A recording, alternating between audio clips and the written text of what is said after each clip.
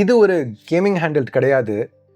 ஆனால் இதுதான் இன்றைக்கி தேதிக்கு பெஸ்ட்டான ஆண்ட்ராய்ட் கேமிங் ஹேண்டில். குழப்பறேன், இருங்க எக்ஸ்பிளைன் பண்ணுறேன். கடைசி 3-4 வருஷமாக லெனோவோ 8.8 இன்ச் டேப்லெட் ஒன்று லான்ச் பண்ணிகிட்ருக்காங்க. சைனாவில் Y700ன்னு சொல்லுவாங்க, குளோபலாக லீஜன் டேபுங்கிற பேரில். இப்போ இந்த சைஸ் டேப்லெட் நல்ல பவர்ஃபுல்லான ஸ்பெக்ஸோட அஃப்கோர்ஸ் கேமிங் டேப்லெட்டை தான் லான்ச் பண்ணுறாங்க. இதே டைம் பீரியடில் ஆண்ட்ராய்ட் கேமிங் ஹேண்ட்ஹெல்ட்ஸும் ரொம்ப பாப்புலர் ஆகிட்டே இருக்குது. எந்த அளவுக்குனா இப்போ ரீசெண்டாக குவால்காம் அவங்களோட 3வது ஜென்ரேஷன் கேமிங் SoCs லான்ச் பண்ணியிருக்காங்க. ஸோ சைனாவில் சில பேர் இந்த Y700 டேப்லெட்டுக்கு handheld case 3D print பண்ணி வித்துட்டு இருந்தாங்க. இது பார்க்குறதுக்கு சூப்பராக இருந்துச்சு. ஆனால் ஒரு நீஷ் மார்க்கெட், ஏன்னா ரொம்ப விலை அதிகம், ப்ளஸ் அவைலபிலிட்டியும் கம்மி. சைனாவில் மட்டும்தான், அதுவும் சில இடத்துல மட்டும்தான் கிடைக்கும். ஆனால் லெனோவோ இதை நோட் பண்ணி அவங்களோட சொந்த கண்ட்ரோலர் கேஸ் இப்போ 2025 அவங்க Y700 டேப்லெட்டுக்கு ஆஃபர் பண்ணுறாங்க. ஸோ இப்போ இதை லெனோவோ பண்ணுறதுனால அவைலபிலிட்டியும் சரி, ப்ரைஸிங்கும் சரி, இதுக்கு பிரச்சனையாக இல்லை. சரி கைஸ், இது அயானியோட பாக்கெட் ஈவோ. இன்னைக்கு தேதிக்கு இருக்கிறதுலேயே பவர்ஃபுல்லான ஆண்ட்ராய்டு ஹேண்ட்ஹெல்ட் இது தான். இதில் என்ன சிப் யூஸ் பண்ணியிருக்காங்கன்னு பார்த்தீங்கன்னா Snapdragon G3X Gen 2. பேசிக்காக கொஞ்சம் பவர் இன்க்ரீஸ் பண்ண 8 Gen 2. இப்போ இந்த லீஜன் G9 யூஸ் பண்ணி Y700 நம்ம ஒரு ஹேண்ட்ஹெல்டாக ட்ரான்ஸ்ஃபார்ம் பண்ணோன்னா இப்போ நம்மளுக்கு அந்த அயானியோட இன்னும் பெரிய ஸ்க்ரீன், இன்னும் ஹையர் ரெசல்யூஷன் ஸ்க்ரீன் கிடைக்குது. அதோட முக்கியமாக Snapdragon 8 Elite கிடைக்குது. ஸோ 8 Gen 2ஓட கம்பேர் பண்ணையில் பர்ஃபார்மன்ஸ் ரொம்பவே இன்க்ரீஸ் ஆகுது.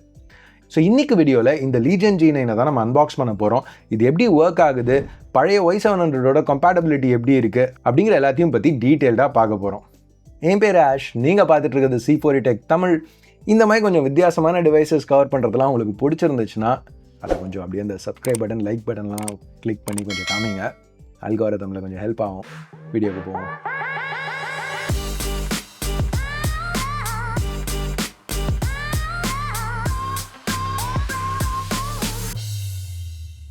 ஸோ இதுதான் லீஜன் G9 வர பாக்ஸ்.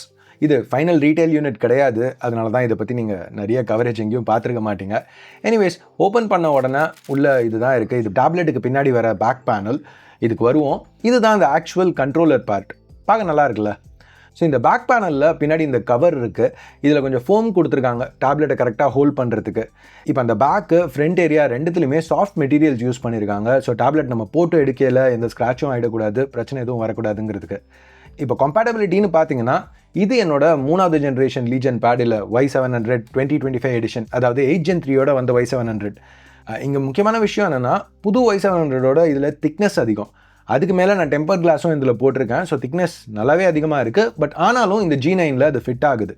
ஸோ இங்கே இந்த டைப் சி லைட்டாக மூவ் ஆகும். ஸோ ஈஸியாக டேப்லெட்டை அந்த பேக்கப் போட்டுட்டு ஸ்லைடன் பண்ணிக்கலாம். எல்லாமே கிளிக் ஆன உடனே ஃப்ரண்ட்டில் இந்த LEDs லைட்டாக பார்க்கும். அதுக்கப்புறம் பின்னாடி இந்த லாக்கை டாகிள் பண்ணிட்டீங்கன்னா டேப்லெட் திருப்பி வெளில வராமல் இருக்கும். இந்த காம்போ ரொம்ப எர்கனாமிக்காக இருந்துச்சு பிடிச்சி யூஸ் பண்ணுறதுக்கு. இங்கே கிரிப்ஸை பார்த்தீங்கன்னா நல்லா பெருசாக இருக்குது, டெக்ஸ்சர்டாக இருக்குது. ஹால் சென்சர் ட்ரிகர்ஸ் கூட நல்லா பெருசாக கொடுத்துருக்காங்க. இது போக ஒரு ஹேர் ட்ரிகர் லாக்கும் இன்க்ளூட் பண்ணியிருக்காங்க, ரேஞ்சை லிமிட் பண்ணணுன்னா. இப்போ பட்டன்ஸ்னு பார்த்தீங்கன்னா full sized membrane keys, feel நல்லா தான் இருந்துச்சு. டீபேடும் எனக்கு பிடிச்சிருந்துச்சு. இங்கே அவங்க கொடுத்துருக்க sticks hall sensor and locks, திருப்பியும் ஃபுல் சைஸ். கேமிங் எல்லாத்துக்குமே நல்லா இருக்கும். எஸ்பெஷலி நீங்கள் AAA கேம் ஸ்ட்ரீம் பண்ணணுன்னா வேறு லெவலில் இருக்குது எக்ஸ்பீரியன்ஸ். இப்போ பின்னாடி 4 ப்ரோக்ராமபிள் பட்டன்ஸ் கொடுத்துருக்காங்க. பட் இப்போதைக்கு இதுக்கு ஆப் இல்லை, ஏன்னா இது ஃபைனல் வெர்ஷன் கிடையாது. அதனால தான் இந்த பட்டன்ஸை ப்ரோக்ராம் பண்ணுறதோ இல்லை இந்த LED கலரை மாற்றுறது, பிரைட்னஸை மாற்றுறதுக்கோ இப்போதைக்கு ஆப்ஷன் இல்லை. இதை ஒரு ஒர்க் இன் ப்ராக்ரஸ்னு சொல்லலாம். இங்கே நோட் பண்ண வேண்டிய இன்னொரு விஷயம், இந்த கண்ட்ரோலரில் டேப்லெட்டை போட்டு யூஸ் பண்ணையில் நேவிகேஷன் ஜெஸ்டர்ஸ் ஈஸியாக யூஸ் பண்ண முடியல. பட் எனக்கு இது பெரிய பிரச்சனையாக தெரில, ஏன்னா லெனோவோ சில ஜெஸ்டர் ஷார்ட்கட்ஸ் கொடுக்குறாங்க.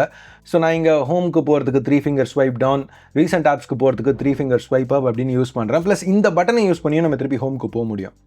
இப்போ பவர், வால்யூம் பட்டன்ஸ்லாம் ஈஸிலி ஆக்சசபிளாக இருக்குது. சைடில் உள்ள அந்த type C port, USB 3.2 port, அதுவும் ஈஸியாக ஆக்சஸ் பண்ண முடியும்.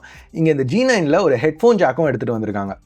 இப்போ ஆடியோன்னு வரையில் ஏற்கனவே Y700ல் ஸ்பீக்கர் சூப்பராக இருக்கும். பட் அந்த ஸ்பீக்கர்ஸை இப்போ ஃப்ரண்ட்டுக்கு டைரெக்ட் பண்ணுறாங்க இங்கே. ஸோ நீங்களே கேட்டு பாருங்களேன்.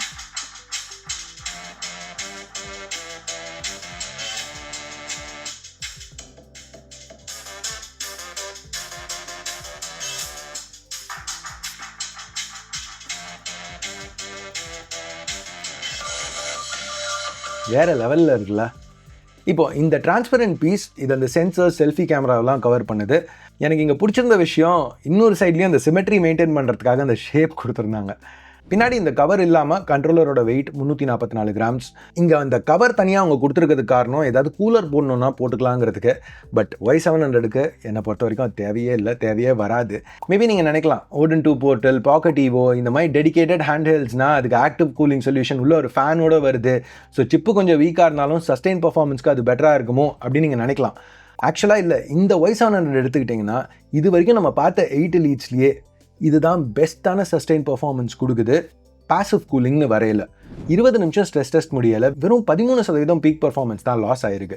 இது எந்த அளவுக்குன்னா ROG Phone 9ல் நம்ம பார்த்த நம்பர்ஸோட இது பெட்டராக இருக்குது.